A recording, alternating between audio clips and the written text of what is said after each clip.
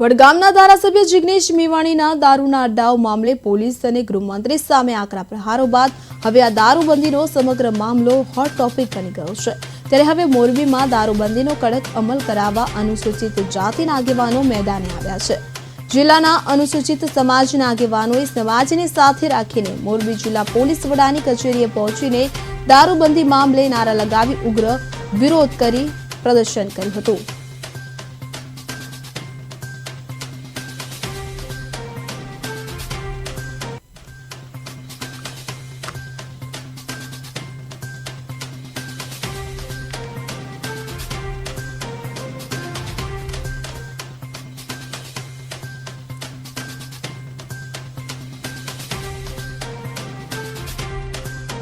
જિલ્લામાં થઈ ગઈ છે। દારૂ જુગારના રવાડે જે યુવાનો ચડી ગયા છે, જે યુવાધન વેડફાઈ રહ્યું છે, એના માટે અમે આજે એસપી સાહેબશ્રીને એક આવેદનપત્ર આપવામાં આવ્યું છે।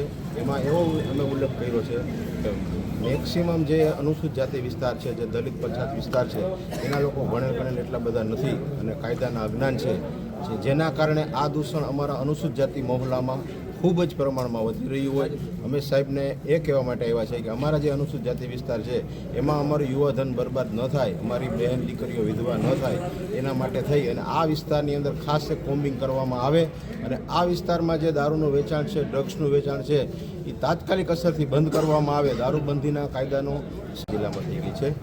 દારૂ જુગારના રવાડે જે યુવાનો